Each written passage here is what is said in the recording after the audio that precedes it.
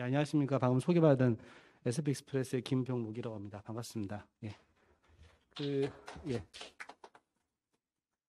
이제 주제가 뭐 신남방 정책이라서 좀 망설이다가 이제 뭐 미래물류시장 또 이제 제가 이제 라스트 마일 쪽을 하고 있는데 이른바 CBT 라스트 마일 관련된 중국의 어떤 변화 사례를 말씀드리면 어떨까 싶어가지고 자료를 준비했고요. 방금 앞서 말씀드린 송 교수님처럼 어떤 그 거시적인 지표 형성보다는 이게 중국을 중심으로 해서 현재 어떤 일이 벌어지고 있고 또 한국과 관계에서 우리가 참조할 게 어떤 것들이 있는지 한번 그런 데 관심을 가지고 봐주시면 좋겠습니다. 저는 이제 한 24년 직장 생활 했는데 15년을 중국에 있었고요. 이제 한국 복귀한 지 8년 좀 됐습니다. 특이한 경험이라고 하면 이제 제가 과거 판토스에 있었는데 그때 이제 한국에 본사를 두고 있는 글로벌 물류기업의 중국 법인 대표를 했었고 지금 정반대로 중국에 본진이 있는 중국 글로벌 물류기업의 한국 법인 대표를 하고 있는데 이제 그러다 보니까 한중 그 두 국가가 각각의 해외 비즈를 바라보는 시각이 어떻게 다른지를 좀 이해하는 그런 계기가 있는 것 같아요. 일단 코로나 얘기 한번 시작해 보도록 하겠습니다. 이게 좀 한 달쯤 된 자료인데 코로나는 작년에 이제 초에 발발하고 나서 모두 예상을 깨고 전 세계 모두가 코로나에 들어간 이제 그런 사건이죠. 사실 뭐 저도 사실은 2주 전에 운 좋게 얀신 백신을 맞아가지고 오늘 2주 차라서 이제 항차 생길 것 같긴 한데요. 저희도 7월 15일 정도 되면 전 직원들 이제 출근을 기대하고 있다가 갑자기 델타 변이가 확산되면서 과연 7월 중순 이후에도 전 직원들이 정상 출근할 수 있을까 되게 의아해하고 있습니다. 현재 거의 한 3분의 2 이상이 저희가 이제 아직까지 재택을 하고 있는 상황이기 때문에 빨리 이 상황이 극복되길 기대를 하고 있는데 일단 20세기 이후에 현생 인류가 받은 세 번째 팬데믹 상황이라는 걸 다 알고 계실 것 같아요. 그래도 과거 팬데믹은 좀 국지적으로 발생을 했었고 또 지금처럼 교통과 이동수단의 자유가 확대되지 않았기 때문에 큰 글로벌 이슈는 아니었던 것 같습니다. 이번에 코로나 같은 경우는 진짜로 전 글로벌 시대에서 동일하게 상황이 발생했었고 모든 국가가 같은 시험을 동시에 치르는 그러니까 전 국가적인 그야말로 그 동시고사 같은 그런 느낌이 드는 것 같아요. 제일 큰 충격은 바로 경제에서 나왔던 것 같습니다. 너무 이렇게 잘 아시겠지만 전 세계적으로 3% 이상 GDP가 하락하는 위험한 경험을 했었고 이동과 그런 그 무역의 자유가 극대화했던 선진국에서 타격이 훨씬 컸었죠. 퉁쳐서 선진국이 한 4~5% 나옵니다만 미국이라든지 영국 같은 우리가 알고 있는 정말 제1선 선진국들이 가장 큰 타격을 받았었고요. 실제 그런 것들이 무역 성장에서 큰 폭의 하락 그리고 많은 선사라든지 항공사들이 여행이 금지되면서 어려움을 겪은 게 바로 작년 일이었습니다. 사실 이 상황 때문에 이제 정말 많은 것들이 변했죠. 과거에 저희가 빅데이터, 5G 얘기하면서 새롭게 다가올 미래를 얘기했었는데 그런 식의 어떤 점차적인 변화의 시간 테이블 자체가 코로나 때문에 급속히 빨리 강화가 됐던 것 같습니다. 앞서 말씀드린 대로 많은 기업들이 원격 근무를 한다라든지 유연근무제를 도입해야 된다라든지 수많은 얘기를 했었지만 사실 하다 보면 되게 이 오프라인의 편리함 때문에 그런 식의 온라인이 주고 있는 어떤 시간적인 공간적인 강점들을 살지 못했거든요. 코로나 때문에 어쩔 수 없이 하는 상황이 벌어진 거죠. 말씀드린 대로 저희도 이게 코로나가 확대되니까 처음엔 사무실에 전부 다 이 레이아웃을 강황으로 대응을 했어요. 다 크레 파넬을 세우고 아침 그 회사 입구에 열 감지기를 등장을 시켜놓고 저희 센터마다 그걸 확대시켜서 일반인 방문을 최대한 필터링하는 방식으로 이제 대응을 하다가 작년 중반기부터는 이제 재택을 돌리고 본사가 확대해준 저희의 시스템을 도입하면서 화상회의를 시작하게 되고 이런 것들이 일상화된 상황으로 들어온 것 같습니다.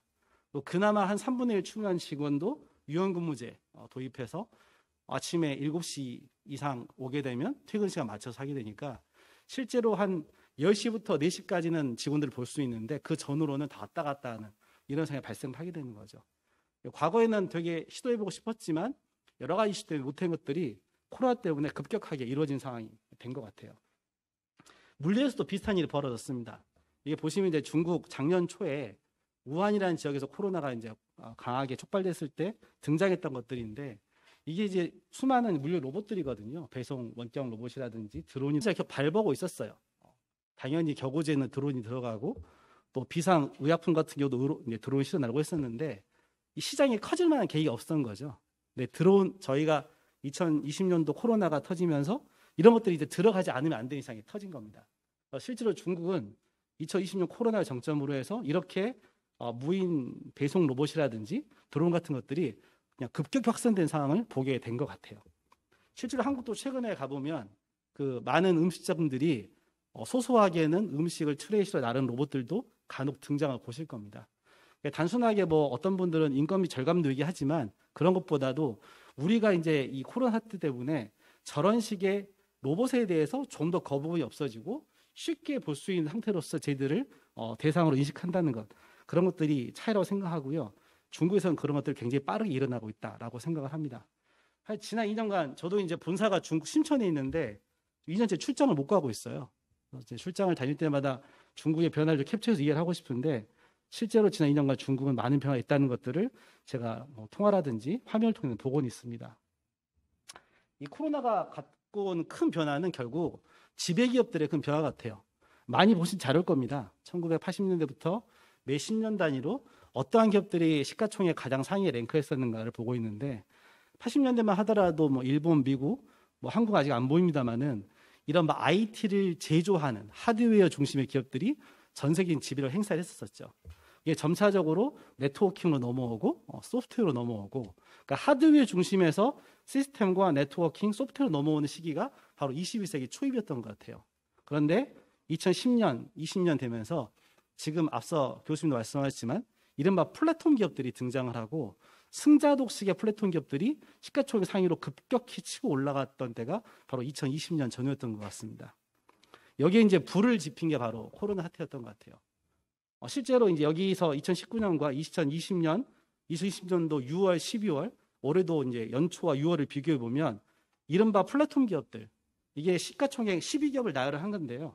중간에 이제 아람코 같은 경우는 좀 약간 독특하게 튀어나온 거죠. 과거 이제 비상장 기업이 상장을 해서 등장을 했지만 아시다시피 저 기업이 쓸 수 있는 리소스는 한정돼 있습니다. 그래서 저 시가총액은 크게 변화하지 않을 것이고 아마 수익은 계속 하락할 것들이에요. 하지만 그 외 모든 플랫폼 기업들은 독점적인 지위를 계속 강화해가면서 시총을 계속 상승하고 있죠. 실제로 애플 같은 경우는 불과 1년 전에 1조 달러를 돌파했는데 1년 만에 2조 달러가 됐고요. 지난주 뉴스에서 마이크로소프트도 2조 달러를 넘어섰습니다. 여기 보시면 뭐 9천억 달러 얘기했던 페이스북도 지난주에 1조를 넘어섰죠. 이렇게 플랫폼 기업들이 갈수록 자기 세력을 강화하는 것들을 저희는 코로나를 보면서 목도하고 있는 것 같아요. 한국이 특이하게 이른바 선진국 증시시장 중에서 거의 유일하게 제조업이 시가총액 1위를 지키고 있는 나라라는 얘기를 들었습니다. 근데 최근에 이제 반등을 보이는 게 카카오 네이버의 이제 급격한 성장들이죠. 꼭 모든 나라처럼 되진 않겠지만 대부분의 선진국 증시들이 애플이나 마이크로소프트라든지 페이스북 같은 플랫폼 기업들이 시가총액 상위를 차지하고 있음을 바라봤을 때 한국의 어떤 증시도 동조하지 않을까 하는 그런 생각은 들고 있습니다. 최근에 중국이 약간 주춤한 건 있는데요. 아시다시피 얼마 전 마윈이 속된 말로 이제 좀 까불다가 알리페이에 대한 증시 상장 문제로 이제 부딪혀서 그런 식의 국가 리스크를 안고 있는 건 사실이지만 그럼에도 중국에서도 텐센트와 알리바바라고 하는 이런 플랫폼 기업들이 시가총액 최상단에 있음을 저희는 쉽게 볼 수가 있습니다. 이걸 좀 국가별로 쪼개서 한번 얘기해 보면 좀 더 명쾌할 것 같아요. 앞서서 제가 전 세계를 드렸고 다음에 이제 지역별로 구분할 텐데 여기서 이제 제가 말하고 싶은 건 그겁니다. 이 코로나라는 전대미분의 글로벌 그 확산 상황에서 모든 국가가 같이 시험을 봤는데 결국은 성적이 제일 좋은 나라, 그냥 숫자 봤을 때 중국이 1등, 한국이 2등. 그 유일하게 두 나라만이 경제 규모 기준으로 봤을 때 코로나 이전으로 회복했다는 거죠. 특히 중국은 작년도에도 플러스 성적을 거뒀습니다. 사실 이유가 뭘까? 많은 분들은 쉽게 얘기를 하십니다. 뭐 최근에 사실은 워낙 방중 정사가 강하고 저도 이제 중국 기업에 일하다 보니까 좀 조심스럽긴 한데 뭐 쉽게 말하면 중국은 대규모의 재정 규모를 투입을 했죠. 정말 수백조, 수천조에 이르는 재정을 투입을 해서 이렇게 살아 올렸는데 사실 그런 일은 중국만 있던 건 아닙니다. 미국도 그랬고 많은 서구 선진국들이 국가가 주도하는 수많은 재정을 투입을 해서 썰어져가는 경제를 살려 노력을 했었죠. 동일한 그런 노력이 있었지만 유일하게 중국만 작년도에 플러스 성공에 방어에 성공을 했습니다. 그런 것들은 한번 좀 저희가 이유를 봐야 되지 않을까 생각을 하고 있어요.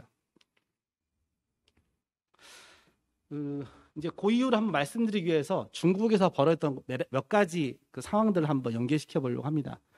이 그래프는 중국의 GDP 성장 그래프예요. 1990년대 이른바 중국이 남순 강화를 통해서 경제적인 시장 자유 정책을 선택을 했죠. 흔히 하는 말로 깜빡이는 왼쪽을 켜고 방향키는 오른쪽으로 하는, 그러니까 이른바 중국식 사회주의 시장 경제 정책을 도입하고 30년이 됐습니다. 전 세계 유례 없이 저 정도 사이즈 규모가 30년간 매년 평균 10% 성장했다는 것은 기적적인 일이죠. 16조 달러 규모의 거대한 경제 공동체를 만들어냈습니다. 많은 전문가들이 빠르면 2028년도 그리고 늦어도 2038년도 그 10년 좌우 어딘가에서 중국과 미국의 GDP 규모가 역전되는 골든크로스가 일어날 것이다, 나지 않을 것이다 얘기를 하고 있긴 해요. 하지만 현재의 추이를 봤을 때 정말 극적인 변화, 정말 어느 날 갑자기 세계대전이 일어나는 등의 그런 극적인 변화가 있지 않는다면 그런 식의 추세를 누군가 의도적으로 꺾기는 쉽지 않을 거라고 생각합니다. 금년도 중국은 또한 예측으로는 판례지 9%, 마이너스 10% 이상의 성장을 생각하고 있어요. 16조 달러 경제 규모의 10%면요. 1조 6천입니다. 대한민국 경제 규모가 그쯤 되니까요. 1년의 성장을 통해서 한국 정도 사이즈의 GDP가 새로 만들어지는 그런 나라라고 생각하시면 될 것 같아요. 그러니까 많은 분들이 좀 오해를 하시더라고요. 중국 하면 지금도 수출, 또 메이드 인 차이나, 흔히 마대 차이나로 불리우는 약간의 조롱 섞인 얘기를 하면서 수많은 저가 공산품이 만들어진 생산 기지이고 또 그런 식의 수출 드라이브가 중국의 큰 성장을 이끌어낸 축이 되고 있고 지금도 그렇다라고 생각을 하십니다. 아주 틀린 말은 아니지만 숫자로는 많이 과거와는 달라져 있습니다. 한국만 하더라도 무역이 굉장히 큰 의미를 차지한 나라죠. 전체 GDP의 100%가 넘는 무역 규모를 갖고 있기 때문에 한국과 중국 같은 나라를 저도 학교 다닐 때 무역 주도형 성장국으로 배웠습니다. 중국도 그렇게 성장을 했었었죠. 지금의 중국은 좀 다릅니다. 앞서 말씀드린 대로 중국은 16조 달러의 경제 규모를 가지고 있는데요. 이 중에 무역이 차지한 규모는 3분의 1 채 되지 않습니다. 그러니까 과거 20년간 2000년 초반만 하더라도 중국은 한국과 비슷했어요. 한 7, 80% 정도가 GDP 대비했을 때 7, 80% 정도가 무역으로서 이루어진 나라였는데 그게 지난 한 20년간 급격하게 변하면서 지금은 중국 전체 경제 규모에서 내수가 차지하는 비중이 70%를 넘습니다. 즉 중국은 그렇게 막대한 성장한 내수에 재정을 집중 투입함으로써 앞서 말씀드린 코로나 사태를 굉장히 빠르게 극복할 수 있었죠. 지금 중국 정부가 얼마 전에 이제 그 인민대회가 끝났었는데 이른바 쌍궤 두 개의 궤적입니다. 하나는 내수에 대한 치열한 발전, 그리고 마찬가지로 성장 보조 엔진으로서의 수출에 대한 드라이브, 이 두 개를 가지고 이걸 끌어올리겠다는 거고요. 정말 적절하게 그런 것들이 맞아 떨어짐으로써 현재 그래프에 보듯이 중국은 작년도에도 그리고 올해도 계속적인 성장을 멈추지 않을 것이라는 전망을 하고 있습니다. 그렇다고 해서 중국에서 무역이 중요하지 않은 건 아닙니다. 정말 무역이 중요한 나라죠. 사실 한국의 무역 구조를 말할 때 가장 큰 기회와 위험을 동시에 말하는 게 중국과의 관계 같아요. 한국이 중국만 넣고 보면 전체 무역에서 중국이 차지하는 비중은 약 25%쯤 되고요. 홍콩과 대만, 마카오 같이 이른바 범중화권, 그레이트 차이나를 다 포함한다 그러면 3분의 1 이상이 한국 무역을 담당을 하고 있습니다. 그러니까 위기와 동시에 기회인 거죠. 그러니까 사실 많은 분들이 이제 좀 제 연배 윗되신 분들은 안보는 미국이랑 하고 경제는 중국이랑 하자 이런 식의 얘기를 많이 말씀하시던데 사실 이게 쉬운 문제만은 아닐 것 같습니다. 물론 둘 다 되면 좋겠지만 중국의 입장에서는 어떨까? 사실 중국도 한국은 되게 중요한 나라입니다. 이제 이 그래프를 보시면 앞서 말씀드린 중국은 전체 경제에서 무역이 한 3분의 1을 차지한 말씀을 드렸잖아요. 근데 이제 이렇게 중국이 한 4조에서 5조 달러 무역을 일으키다 보니까 앞서 말씀드린 대로 중국과의 관계 때문에 무역의 기회와 위기가 동시에 있는 나라가 한국만 아닙니다.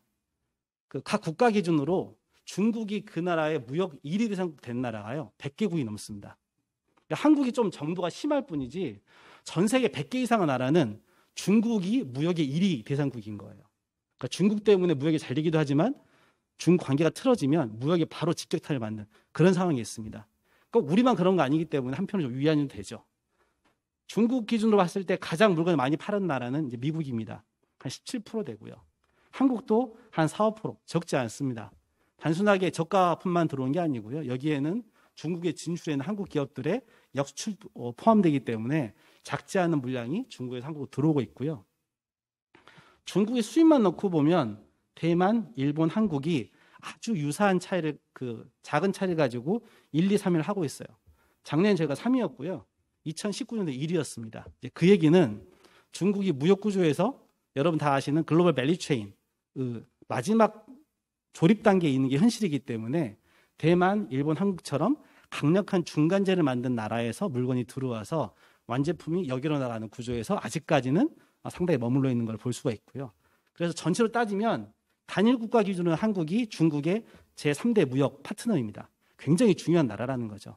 우리만 너무 껴있는 게 아니기 때문에 그렇게 바라보면 다소 한쪽 좀 밀리긴 하지만 대등한 경제적인 관계를 가지고 협상할 만한 파트너가 된다라고 생각을 합니다. 이제 이런 무역 구조를 한중만 떼가지고요. 특히 제가 전자상거래 가지고 말을 한번 드려볼게요. 이제 전자상거래 두 개가 있죠. 저희가 직구하는 게 있고 역직구하는 게 있습니다. 직구는 저희가 사들이는 거고요. 역직구는 팔아 제끼는 거죠. 그러니까 한국에서는 셀러들이 물건을 팔 수 있는 역직구 시장을 많이 중시를 하는 것 같아요. 보통 이제 이 통계를 낼 때 이 역직구 시장에 면세를 포함합니다. 한국의 1년간 전체 역직구 시장 규모 6조쯤 되고요. 작년에 좀 빠지긴 했습니다만 6조 중에서 중국이 차지하는 비중이 80%입니다. 물론 면세가 큰 역할을 하긴 하겠죠. 근데 실제 이 플랫폼을 포함하더라도 중국이 해외 역직구 시장에 차지하는 비중은 절대적입니다. 그러니까 우리가 이제 앞에서 뭐 CBT 얘기하고 크로스보더의 수많은 얘기를 하지만 최소한 지금 시점에서 대한민국의 CBT 시장의 절대 강자는 중국 쪽일 수밖에 없다는 게 그래프로 보이는 거죠. 이게 이제 저희가 마켓을 쪼개보면 더 극명하게 왜곡이 나옵니다. 면세만 놓고 보면요, 99%가 화장품입니다. 이 중에 90%가 중국으로 나가게 돼요. 근데 온라인은 좀 다양하죠. 의류도 있고, 음반 비디오 있고, 화장품도 있고요. 저 음반 비디오 중에 많은 게 BTS입니다. 저희도 BTS 선물 많이 하는데요. 뭐 소매를 드리니까 작년에는 747 캐파의 한 반 정도를 BTS 음반을 채우고 나간다는 소문이 있을 정도로 아주 핫한 아이템이기도 하죠. 하지만 어쨌든 한국 전체를 놓고 보면 중국 의존도 너무 크다는 거고요. 그 중에서도 화장품과 의류와 같은 이런 식의 개인화된 아이템들이 아직까지는 절대 비중을 차지하고 있다는 게 현실입니다. 사실 제가 여기에 이제 데이터를 안 넣었는데 최근 데이터를 못 찾아서 그랬어요. 역으로 이제 중국의 입장에서 그럼 중국 사람들은 해외에서 뭘 사들일까 한번 통계를 내본 적이 있는데 2년 전 기준으로는 이렇게 몰빵은 아니었습니다. 화장품, 의류, 그리고 음반, 수많은 소형 가전들이 굉장히 다양하게 포트폴리오가 안정적으로 짜 있었거든요. 저는 이제 사실 이 데이터를 말씀을 드릴 때 한국 셀러들에게는 현재는 이렇기 때문에 굉장히 어떤 편중된 리스크지만 다른 편으로 보면 중국의 바이어들, 개인 바이어들은 수많은 아이템을 다양하게 사들이기 때문에 좀 괜찮은 품질의 아이템만 개발할 수 있다면 아직까지 중국 시장은 현재 규모 이상의 포트에 있지 않겠냐라는 얘기를 많이 드리곤 하거든요. 아까 잠깐 보이고 넘어갔습니다만 낙 같은 경우도 그렇고요. 호미 같은 경우도 그렇고 실제로 알리바바 코리아에서도 한국의 수많은 생활용품을 개발하러 다니세요. 이제 문제는 화장품 업계는 알리바바 중국 마켓 하면 다 아시는데 생활용품에 계시는 분들은 알리바바 존재를 모르는 분도 계실 정도로 아직까지 미개척 시장이라서 어려움이 있다 얘기를 들었습니다. 근데 이거는 이제 정반대죠. 한국에서 사들이는 거예요. 한국 소비자들이. 보시면 과거에는 미국이 거의 절대적이었습니다. 절반 이상을 미국에서 사들였어요. 저희가 청소년들이 좋아하는 폴로라든지 아니면 타미 힐피거라든지 유럽에 있는 이른바 좀 저가 명품들이 대부분이었는데 최근에 또 중국에 사들이는 게 급성장하고 있습니다. 그래서 이제 미국, 중국, 유럽 시장이 1대1 정도 굉장히 고르게 발달하고 있다라고 보시면 될 것 같아요. 이렇게 이제 한국에 큰 이펙트를 미치고 있는 중국의 전자상거래가 어떻게 흘러가는지를 한번 보여드리려고 합니다. 예상하다시피 중국의 온라인 전자상거래 시장은 세계에서 가장 빠르게 성장하고 가장 큰 성장한 시장입니다. 사실 지난 몇 년 전만 하더라도 이 트렌드에서 선두국가는 한국이었어요. 한국이 전 세계 국가 중에서 온라인 모바일 시장 비중이 가장 높은 나라였습니다. 근데 코로나를 지나면서 중국이 너무 빨리 성장하면서 이제는 그 트렌드마저도 선도한 국가가 돼버렸죠. 온라인 시장이 차지하는 비중은 30%를 넘어선 지 오래됐고요. 그중에서 모바일 시장은 이미 절반을 넘어서 있습니다. 그 다음 정도 트렌드 리더 국가가 한국쯤 되는 거죠. 하지만 어쨌든 한국도 중국과 함께 전 세계 모바일 온라인 시장 리더한 국가 중에 하나이면 틀림없어요. 전체 규모로 보더라도 압도적 1위는 중국이지만 중국, 미국에 의해서 한국도 전 세계 5위 정도 되는 전자상거래 캐파를 운영을 하고 있습니다. 뭐 그것 때문에 쿠팡이 그렇게 크게 아주 높게 밸류에이션 가치를 인정받는 거겠죠. 뭐 중국은 누가 뭐래도 인구입니다. 13억 인구 중에 10억 정도가 모바일을 쓰기 때문에 그 막대한 그 인구에서 나오는 시장의 힘이 이러한 성장을 끌어내고 있는 걸 알 수가 있는 거죠. 거기에 이제 더 결정적으로 많이 들으셨겠지만 중국은 중국식 용어로 전 인민의 생활에 모바일 페이가 아주 강력하게 결착이 돼 있어요.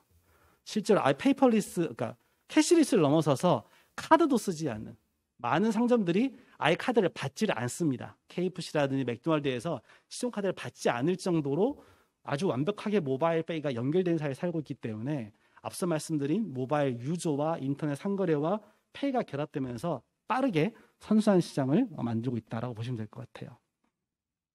이러다 보니까 리테일 시장뿐만 아니고 이제 전자상거래 무역 전체에도 이펙트를 미치게 됩니다. 여기는 정보 조달을 포함한 중국 전체 무역 중에서 전자상거래가 차지하는 비중을 보여드리고 있어요. 2020년 기준으로 거의 이제 20%를 넘어섰고요. 5년 내에 저 비중이 3분의 1 이상으로 커질 거라고 보고 있습니다. 그러니까 국가 간 거래에서도 비비 거래에서도 이커머스 시장은 굉장히 빠르게 커간다는 거죠. 실제로 알리바바닷컴에서 보면 여러분들 타오바오, 티몰, 알리바바 등 여러 가지 몰들이 있는데요. BC, B2C, BBC 또 뭐 국가 간 거래 플랫폼이 다 쪼개져 있는데 그 하나하나 규모가 굉장히 빠르게 성장하는 스피드를 제가 볼 수가 있습니다. 자, 이제 그러면 이제 이런 것들을 하고 있는 이제 저희가 하고 있는 진짜 본진이죠. 앞서 사회자께서 되게 감사하게도 저희 회사 잠깐 말씀해 주셨는데 저희 회사는 중국 라스트마일의 절대 강자라는 별명을 가지고 있거든요. 뭐 사업 형태를 보면 CJ하고 좀 유사한 그런 사업 형태입니다. 93년도에 처음 저희가 설립되면서 이른바 중국의 민영 택배사가 등장을 했는데 앞서 말씀드린 대로 이제 중국의 뭐 전체 무역, 경제 성장 그리고 이제 저희가 말씀하고 드리고 있는 전자 상거래 이런 것들의 폭발적인 성장 말씀을 드렸는데요.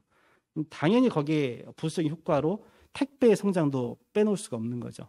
전상거래가 빵 터지기 시작하니까 이걸 실어나르는 BB, B2C, B2B2C 등의 수많은 거래 단계에서 라스트 마일이 급격하게 성장하게 됩니다. 지금 중국에는 택배사 대충 10,000개쯤 넘는 회사가 있다고 알려져 있어요. 한국에는 대략 한 등록도에서 한 20개쯤 되고 그중에 4-5개가 과점하는 시장일 텐데 중국도 10,000개가 넘는 택배사 중에서 한 7개 업체가 이제 과점을 하고 있는 그런 상황임을 알 수가 있습니다. 그러니까 이 기업들의 성장을 보면 재밌어요. 사실 한국도 마찬가지입니다만 과거 택배라 그러면 그냥 물류 전체에서 아주 작은 영역 중에 하나였거든요.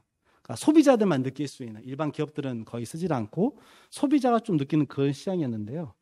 이게 이제 2006년도에 알리바바가 시장을 급격히 키우기 시작하면서 2010년을 전후해서 많은 택배 기업들이 상장이라는 길로 가기 시작합니다. 그러니까 사실 한국보다 굉장히 빠르게 이 물류가 도움이 된다는 것들을 중국 투자자들 알아차린 것 같아요.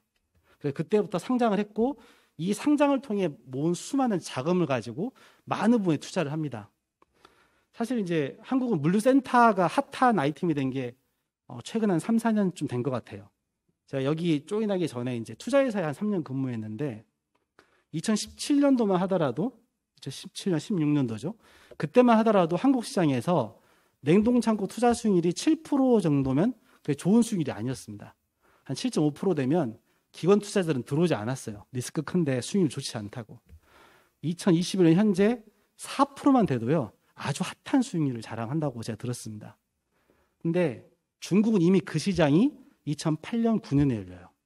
2008년, 9년부터 중국에는 이름만 대면 알만한 세계 유선 투자자들, 지금도 한국에 많이 들어와 있는 뭐 캐나다 투자기금, CPPIB, 네덜란드 APG, 그리고 300조의 자금을 손에 주물럭거리고 있는 오버스핑크스, 블랙롤 이런 수많은 국제적인 자본들이 2008년, 9년부터 중국의 물류센터에 투자를 했어요.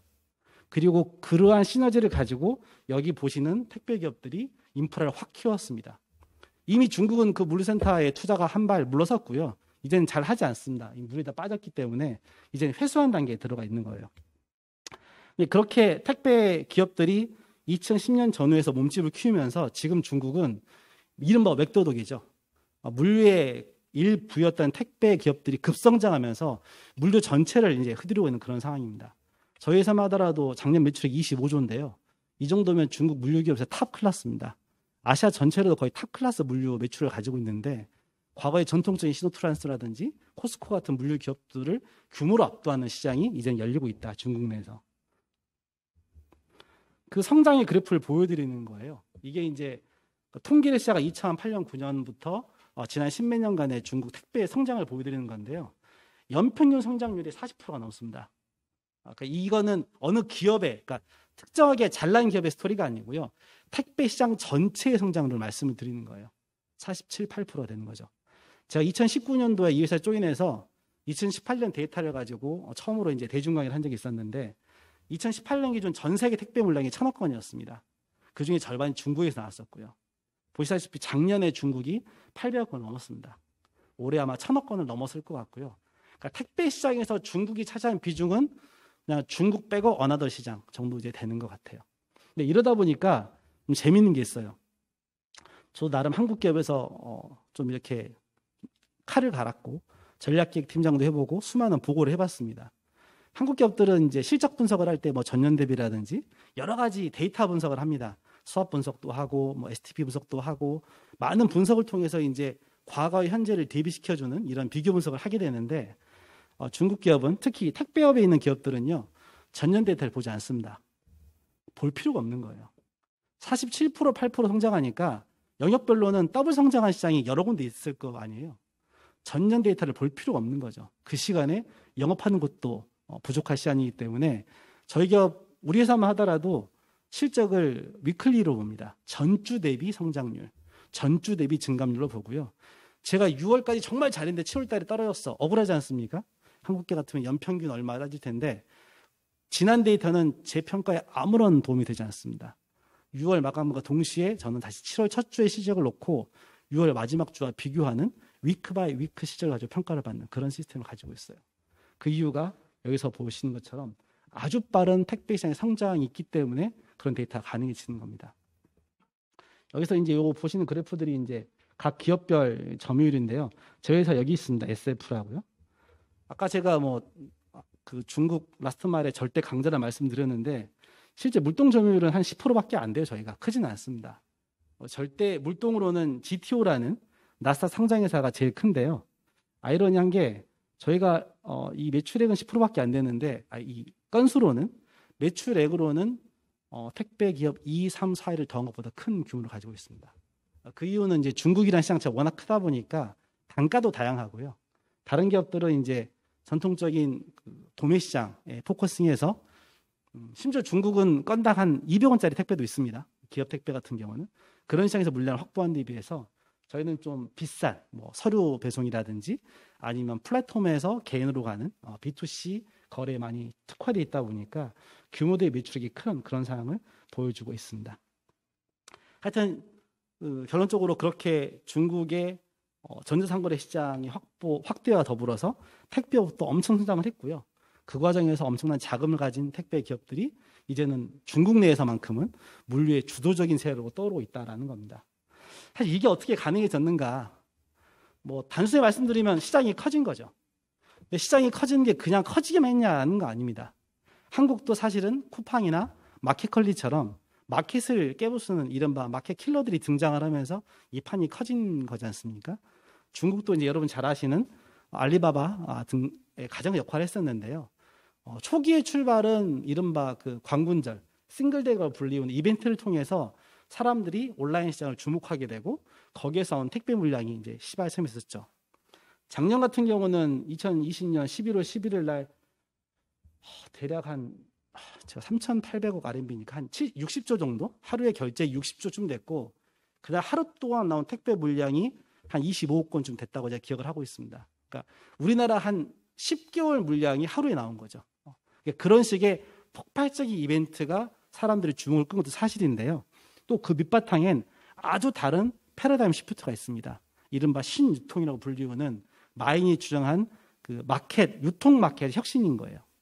그러니까 그 전까지는 온라인 시장이 있고 오프라인 시장이 있고 그리고 온라인과 오프라인 연계하는 옴니 마켓이 존재하고 이런 식의 좀 층층화된 카테고리들이 존재를 했었습니다.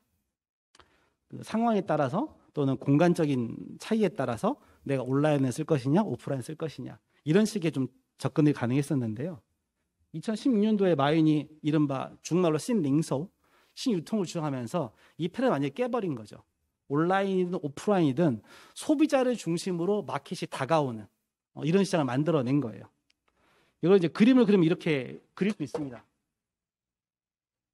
과거에는 이제 소비자가 물건 살라 그러면 마켓 가서 어머니들이 가계부 써가면서 동네에 있는 GS 마켓은 숙주 한 단에 2,000원인데 건너편에 있는 뭐 이를테면 해피마켓은 2,800원이다 막 적으시는 거죠. 그래서 저희가 아까 뭐 서칭마켓 말씀하듯이 개인의 경험과 발품에 의거해서 싸고 좋은 것을 찾고 머릿속에 저장이 되고 물건을 사고, 온라인도 저희가 지금도 보면 이제 모바일로 막 찍고 있는데 열심히 모바일 검색을 하거나 네이버 지식인 검색을 해서 최저가 검색 이런 것들을 통해서 하고 있는데, 중국말의 신통은 그런 거 좀 궤를 달리합니다. 온라인이든 오프라인이든 어디서든 간에 동일한 경험치를 가져가게 하겠다는 거예요. 그럼으로써 사람들이 내가 원하는 곳에서, 과거에는 물건을 파는 사람이 환경을 조성해 놓으면 물건 사는 사람들은 그 환경 내 어딘가에서 사야 되는 거잖아요. 중국은 내가 사고 싶어하는 사람들이 원하는 형태로 시장이 커스터마이즈에 간다는 거죠. 이제 이렇게 말씀드리면 도대체 그게 무슨 얘기인데 하실 것 같아서 한번 사례들을 몇 개 얘기해 볼까 해요. 뭐 이른바 뭐 올 채널도 있었고요. 뭐 수많은 사례들이 있는데 몇 개씩 얘기를 한번 드려보겠습니다. 이제 하마, 이거 다 아실 거예요. 아마 한 번씩 들어보셔가지고. 알리바바는 계열사를 이제 M&A 하거나 또 끌어들이면 다들 이렇게 동물 이름을 붙입니다. 그래서 자기들끼리 알리바바 동물원이라 그래요. 하마도 있고 코끼리도 있고 원숭이도 있고 막 그렇습니다. 또 이게 모든 직원들은 그 별명을 지어야 되는데 반드시 무협지에 나오는, 특히 김용 무협지에 나오는 등장인물로 별명을 지어야 돼요. 그래서 뭐 내가 뭐 주제학이 됐다든지 아니면 홍칠공이라든지 이런 게 지어야 되거든요. 하여튼 이 하마는 중국의 알리바바 동물원 중에 굉장히 중요한 역할을 하는 그런 구성원 중에 하나입니다. 한국에서는 롯데마트나 신세계가 많이 벤치마킹한 걸로 알고 있어요. 이 하마의 그 캐치프레이즈 딱 하나입니다. 내 고객의 집에서 냉장고를 없애겠다는 거예요. 내가 언제 어디서 무엇이 필요하든 간에 갖다 준다는 겁니다. 자기가 주문만 하면. 오프라인에 가서 물건 살 수도 있어요. 그런데 물건 사는 방식이 이 랍스터 하나에 3,000원 이내가 아닙니다. 랍스터 밑에 QR코드가 있고요. 이 QR코드를 스캔을 하면 위변조가 방지되는 블록체인에 의거해서 이 랍스터의 원산지와 유통 경로가 나오게 됩니다. 내가 그걸 보고 신뢰할 수 있다면 그 모바일에서 알리페이로 결제를 하게 되는 거죠. 결제하는 순간 내가 가져갈지 집으로 배달할지를 결정할 수가 있어요. 또 필요하면 그 랍스터를 현장에서 구워 먹을지 쪄 먹을지 결정하고 이거를 요리된 상태로 여기서 먹을 건지 가져갈지도 결정해 줄 수가 있어요. 이런 경험치가 쌓이게 되면 소비자 입장에서는 내가 오프라인에 사든 집에서 결제하든 똑같은 거죠. 어디에 사든 간에 동일한 현장 경험을 주는 하나의 모델이 된 겁니다. 그래서 이제 중국 사람들은 저희가 역세권, 학세권 부르듯이 하마를 중심으로 하는 하마 세권이 있어요. 한 반경 3km 이내. 반경 3km 이내는 30분에 배송을 해주거든요. 그래서 그 3km 이내 집값이 다른 곳과 차별화되는 그런 현상이 벌어집니다. 한번 많이 가보신 분도 계시겠지만 경험이 되시면 중국 가셔서 이 하마 매장에 가셔가지고요. 좋아할 수 있는 요리를 골라서 주문을 하고 거기에서 바이줄 따서 한번 드셔보시는 경험을 하면 굉장히 색다르실 거예요. 한국도 롯데마트 가면 일부 매장에서 스테이크를 구워주곤 합니다. 근데 그거는 아주 틈새 마켓을 공략하는 것들이고요. 이건 아예 다릅니다. 그 자체가 하나의 주류인 거죠. 내가 뭘 원하든 뭘 선택하든 그 현장에서 또 내가 원하는 어느 장소에서 또는 집에서 마음껏 그걸 누릴 수 있다는 그런 모델이 구축이 돼 있어요. 이거는 이제 산즈송수라고 그래가지고요. 3마리 다람쥐라는 겁니다. 얘네가 뭘 파느냐? 다람쥐니까 당연히 땅콩을 팔겠죠. 땅콩을 1조를 팝니다. 중국 내에서. 순수하게 견과류만 1조를 팔아요. 이게 어떻게 가능했냐면 결국은 알리바바라는 플랫폼 때문에 가능했습니다. 과거 중국도 이 뭐 해바라기도 있고요. 이런 걸 파는 업체가 많이 있었습니다. 근데 전국만 가는 게 쉽지가 않잖아요.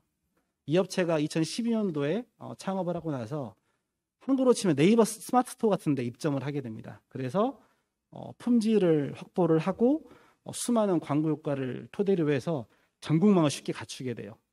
그리고 한두 번 사가는 사람들의 빅데이터가 쌓이고 사용자 경험이 리뷰로 돌아오게 되니까 거기에 근거해서 아주 높은 적확도를 가지고 전국에 선배송이 가능한 창고를 구축하게 되고요. 이 업체가 실제로 11월 11일 광고운전 날 하루 동안 900만 건의 오더가 들어오는데 그 900만 건 오더의 대부분을 당일 발송을 시킵니다. 전국에서. 그런 시스템을 구축하게 되는 겁니다. 그래서 이제 얼마 전 상장을 했는데 2019년 상장했을 때 상장 가치만 4조. 3명이 창업을 해서 7년 동안 1조 매출을 만들어내고 단숨에 4조 정도 기업 가치를 만드는 일들이 중국에서 굉장히 비일비재한 겁니다. 그러니까 뭐 저희가 기사에서 보는 거 보셔 알겠지만 모든 사람이 창업을 하고 모든 사람이 혁신을 하는 만민 창업, 다음에 뭐 백성 혁신을 하는 그런 구호가 중국에서는 아주 쉽게 일어나는 것을 제가 볼 수가 있어요. 그리고 이제 이런 수많은 고도한 시스템들을 뭐 아마존도 마찬가지입니다만 아마존이라든지 알리바바, 티몰 같은 곳에는 다 제공을 해줘요. 내가 원하는 대로 소비자를 분석하고 배송 구역별로 최적화된 시스템을 만들어서 거기에 올라타기만 하면 내가 원하는 대로 물건을 뿌릴 수 있는. 그러니까 알리바바나 아마존 같은 경우는 그렇게 들어오는 유입되는 그 자기의 고객인 셀러들이 이용하는 그 플랫폼 이용 수수료로 또 다른 수익을 만들어내는 그런 식의 협업 구조를 구축해 놓은 거죠. 한국도 많이 있습니다만 사실 쿠팡이라든지 마켓컬리들이 비슷한 거 시도하고 있습니다만 조금은 다른 것 같아요. 최근에 쿠팡도 여러 가지 이제 안 좋은 루머들 때문에 고생을 하시는데 이른바 이제 왜곡된 사업 구조라든지 바잉 파워를 무기로 해서 좀 가격을 좀 깎아내리는 그런 식의 불공정 행위가 많이 이슈가 되고 있는데 상대적으로 제가 봤을 때 알리바바나 이런 쪽은 좀 자유로운 것 같다라고 생각을 합니다. 물론 이제 정확한 정보라고 이해하겠지만 객관적으로 봤을 때도 그런 식의 논쟁에서 벗어나 있기 때문에 저런 식의 새로운 기업들이 계속 탄생할 수 있는 힘을 주고 있는 게 아닌가 생각을 하고 있고요. 이러다 보니까 워낙 큰 시장이다 보니까요. 그냥 인구의 한 2, 3%, 인구 2, 3%만 해도 몇 천만 명 되는 거죠. 이런 식의 시장을 확보함으로써 글로벌로 나가는 그 기업들이 생기고 있습니다. 여기 보시면 특히 셔인 같은 경우는 되게 재밌는 기업인데요. 미국의 청소년들이 가장 좋아하는 그 구매 사이트는 아마존이고요. 두 번째가 셔인입니다. 이게 저희 말로 쉬인이라고 부르면 되는데 아주 저가의 패스트 브랜드를 파는 패션몰이에요. 옷 하나에 뭐 심지어는 1,000원짜리도 있고요. 스니커즈 하나에 5불짜리도 있고 하지만 아주 핫한 패션 아이템들을 파는 그래서 미국의 청소년들이 누구나 깔고 검색하는 그런 아이템들이죠.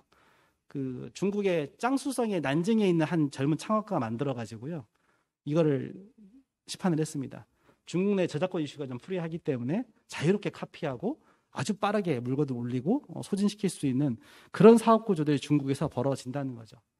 물론 이게 뭐 지적권 문제 등등 넘어가면 도덕적으로 여러 가지 비난할 측면도 없지 않겠습니다만 사업적인 성공과 그리고 스타트 스피드 면에서만큼은 이 기업들이 현재 성공적인 사업 모델로 남아있다라고 보시면 될 것 같아요. 이제 중국의 소비자들이 사용하고 여러 가지 플랫폼들을 말씀을 드리는 건데, 굉장히 재미있는 건요, 시장이 크다 보니까 아주 세분화된 플랫폼이 나옵니다. 아주 세분화된. 여러분, 젊은 사람들은 스니커즈를 경매도 하잖아요. 리셀도 하고, 마이클 조단이 서명하면 15만원짜리 스니커즈가 막 1,000만원이 되기도 하고, 그게 스타렉스라는 또 리셀러 플랫폼이 있는데, 중국에서 이제 두라는 사이트가 있어요. 말 그대로 스니커즈만 취급합니다. 육아용품 같은 경우에도요, 이렇게 아빠를 위한, 싱글 데이디만을 위한 플랫폼이 따로 나올 정도로 아주 세분화된 시장들이 나오기 시작한다는 거죠. 그래도 시장은 충분히 크니까. 그 다음에 이제 가장 큰 변화, 그리고 혁신적인 트렌드는 결국 라이브 커머스 같아요. 사실 한국은 최근 2, 3년 정도 라이브 커머스 나온 것 같습니다. 작년, 재작년, 재작년도 거의 없어서 작년부터죠. 많은 분들이 라이브 커머스 하면 홈쇼핑과 뭐가 다른데 똑같다고 생각을 하셨던 것 같아요. 근데 중국은 라이브 커머스가 2012년, 13년 등장을 해서 이제는 어마어마한 시장이 됐습니다. 라이브 커머스만으로도 한 200조 정도 시장이 열리고 있고요. 중국의 물건을 파는 그 왕홍이라고 불리는 분들이죠. 라이브 커머스의 호스트로 물건을 파는 등록된 인구가 5천만 명이 넘습니다. 이 사람들이 각각의 채널을 가지고 물건을 팔아 제끼고 있어요. 그러니까 제가 몇 년 전만 하더라도 저걸 얘기하면 되게 신기하셨거든요. 그러니까 2016, 17년도에 동대문에 물건을 사러 오시면 그 개인 방송 마스크를 들고 자기가 좋아하는 샵에 들어가서 생방송으로 시작하는 거죠. 동대문 어디 시장에 왔는데 옷을 쭉 보여주고 사람들이 댓글을 다는 거죠. 저거 입어봐. 입어보고 그러면 100장 주문 바로 현장 내고 사장님이 한 장에 2만 원 부르시는데 100장 아도치면 얼마 주실래요? 바로 내고 하고 물건 보내주는 그런 시장들이 이제는 아주 보편화된 주류 시장으로 들어와 버린 거예요. 이게 중국에서는 이제는 혁신이다라는 거고요. 최근에 이제 네이버가 광고를 통해서 막걸리 파시는 분들, 저기 뭐 신안 앞바다에서 뭐 해산 파시는 분들이 하는 걸 보여주던데 중국 이미 그게 이제 한 7년, 8년 전 스토리라는 겁니다. 누구나 하고 있다는 거죠. 누구나. 그 7, 8년간의 경험이 이제는 너무 큰 격차를 벌릴 만큼 데이터의 양에서 압도적으로 앞서가고 있는 것 같아요. 사람들이 뭘 좋아하는지. 그러니까 약간 이제 역전광인 거죠. 과거에는 사람들이 좋은 걸 막 노력을 했는데 데이터가 쌓이니까 지역별로, 성별로, 다음에 세대별로 좋아하는 아이템들이 카테고라이징이 되고 그런 것들을 푸시할 수 있는 이런 시스템이 구축되다 보니까 이제는 플랫폼들이 라이브 커머스 구축할 때 그런 사전 정보를 가지고 미리 시장을 타겟팅을 하고 팔릴 만한 제품들을 또 미리 갖다 놓음으로써 물류와 매출이 토착화되는 그런 식의 순환구조가 현재 벌어지고 있어요. 이게 아까 말씀드린 라이브 커머스 시장 규모고요. 성장폭이 최근 몇 년간 막 100%, 200% 했는데 최근에 조금 슬로우 다운해서 한 20, 30% 됩니다. 그래서 시장 규모가 한 200조까지 성장한 게 그래프고요. 이러다 보니까 이 마켓플레이스에 들어가는 채널도 굉장히 다양해져요. 여러분 틱톡 하시면 그냥 쇼폼, 그 쇼클립만 생각을 하시잖아요. 중국에서 가장 큰 커머스 채널 중 하나가 틱톡입니다. 중국말로 또우인이라고 부르는데 이 또우인 틱톡이 중국에서 가장 큰 커머스 플랫폼 중에 하나예요.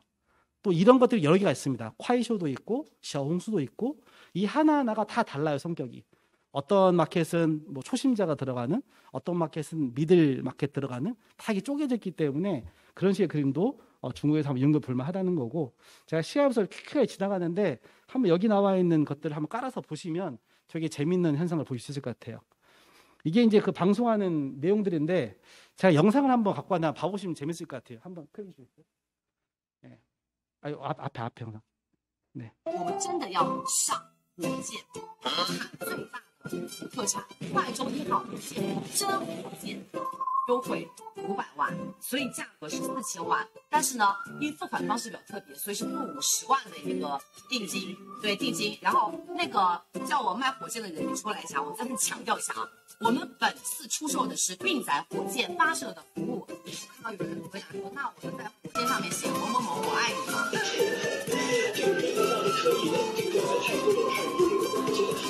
？3、2、1，好，开完了，哈哈哈。 이게 무슨 거냐면 왕홍들 5천만 명이니까요. 랭킹이 있어요. 인기 순위 1, 2, 3, 4쭉 랭킹이 있는데 이 얀이라는 탑 랭커가 뿌린 방송입니다. 파이럿 방송이었어요. 그 로켓을 쏘는데 로켓에다가 이름을 새길 수 있는 이벤트를 만든 거예요. 이벤트 가격이 보시면 알겠지만 500만 RMB. 이게 10%입니다. 10%. 한국 돈으로 약 8억. 그러니까 전체 패키지가 80억인 거죠. 그래서 이제 너네 이렇게 소형 로켓 쏠 때 이름도 새길 수 있고 거기 일부 뭐 지분 같은 거 씌워야 될 텐데 이벤트 해볼래? 그러면서 야 이게 팔리겠냐? 좀 이게 저희 말로 해놨는데 병신들이 3, 2, 1 끝 바로 다 팔린 거예요. 그러니까 이 정도 팬층이 있는 거죠. 이 아니라는 호스트를 위해서 돈을 쓸 수 있는 사람이 널려 있는 거예요. 여러분 최근에 BTS 얼마 전 정국인가요? 뭐 지민인가 생일이었잖아요. 중국의 그 아미들이 쏜 스케일 규모를 보시면 알겠지만 진에어하고 계약을 해가지고요. 그 비행기 전체를 도배를 합니다. 그 안에 전체를 제가 지민이가 잘 모르 하여튼 그 이물로 딱 깔고 그 비행기가 들어가고 있는 게이트 전체에 BTS 사진을 까는 그러니까 그런 식의 막강한 소비를 가지고 이런 짓을 하고 있는 거예요. 이게 일상인 거죠. 그 다음 영상 한번 봐주시겠어요?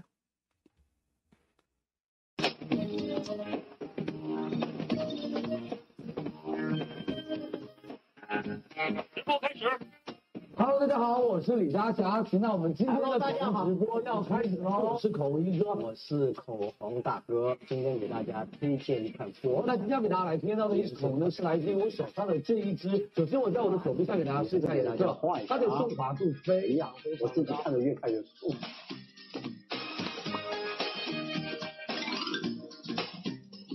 大家记得买哦。挑战失败。이 영상은 이제 마윈하고 그 리자치라고 부르는 화장하는 남자로 유명해진 친구입니다. 이 둘이 경쟁을 하는 건데 의류 치면은 뭐 이정신 그렇고 뭐 정용진 씨하고 뭐 롯데 홈쇼핑의 최윤아 홈쇼피트가 동시에 나와서 물건을 파는 그런 경쟁 PT를 동시에 하는 거예요. 주어진 시간 내에 립스틱을 몇 개나 팔 수 있을까? 압도적으로 호스트가 이기죠. 거의 100배 차이로 이기게 됩니다. 이런 걸 왜 보여주냐면 이게 이제 메인이라는 거예요. 메인 시장.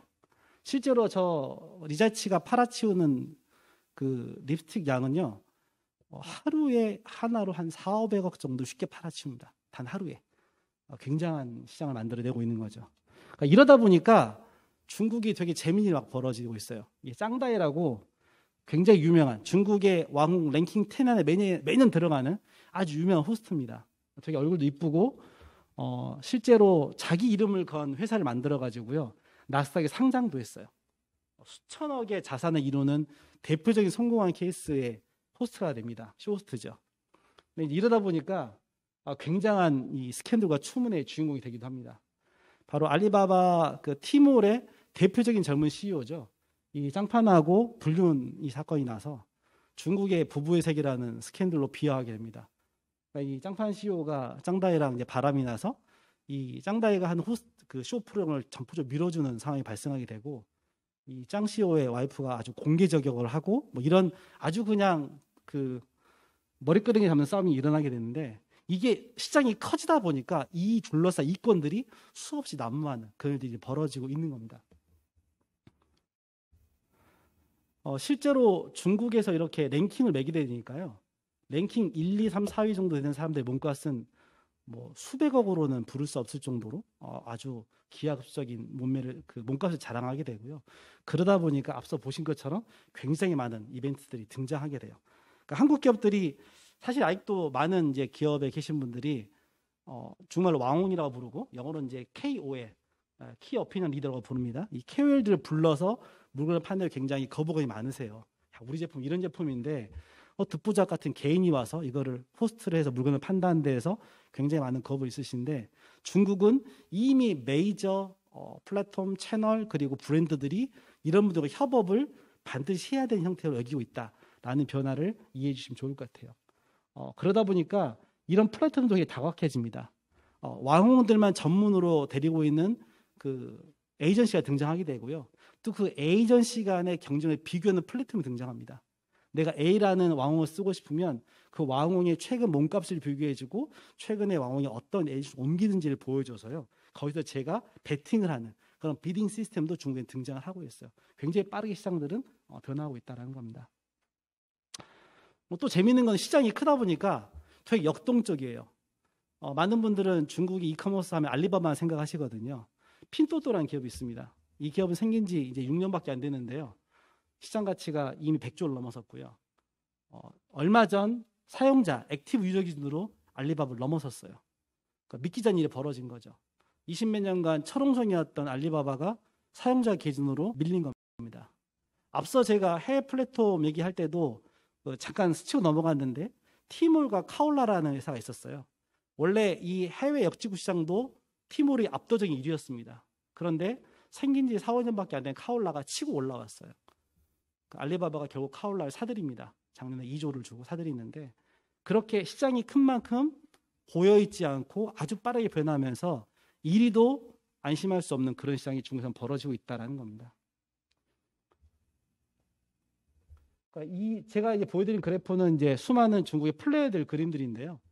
그러니까 앞서 말씀드린 대로 아주 쪼개진 시장 그리고 굉장히 다양한 작은 시장 하나하나가 사이즈가 저희가 바로 굉장히 큰 사이즈고 경제성이 나오다 보니까 굉장히 많은 플레이어들이 자기만의 특징점을 가지고 거기에 들어가 있다는 거고요.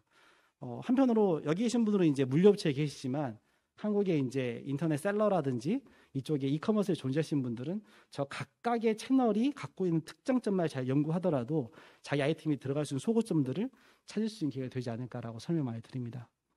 네, 이 그림은 뭐 마지막 장표 같은데 대표적인 중국의 두 IT 기업의 생태계를 한번 그려보는 거예요. 옆에 있는 건 알리바바고 옆에는 텐센트입니다.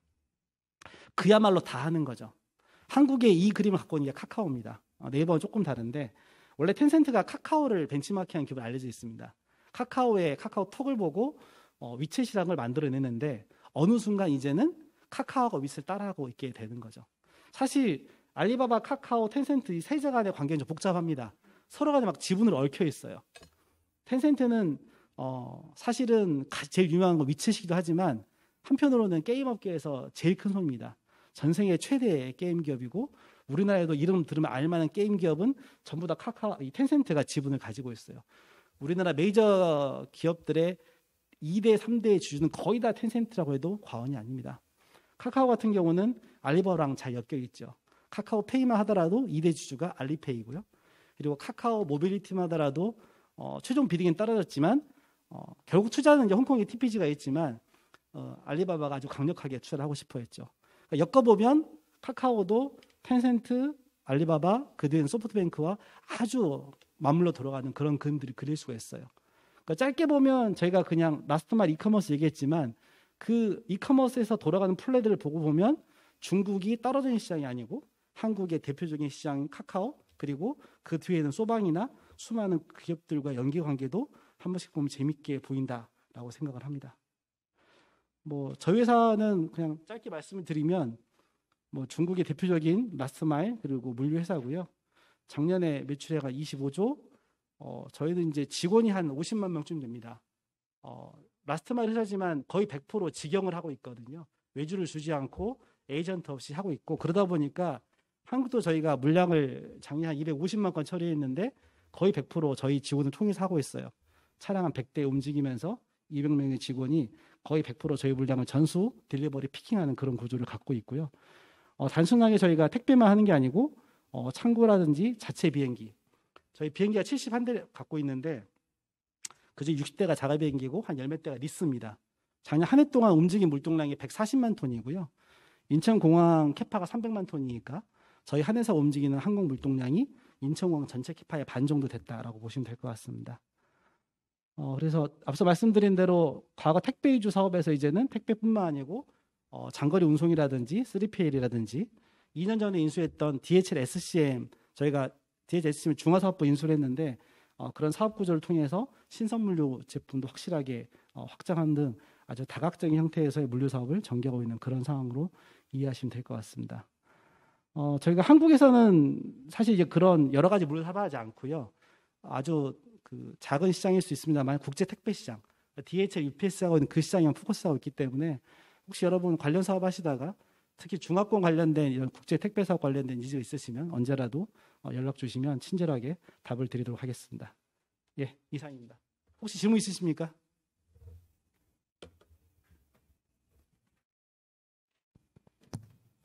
네, 질문 없으시면 이것으로 김병록 사장님의 강의를 마치겠습니다. 감사합니다. 감사합니다.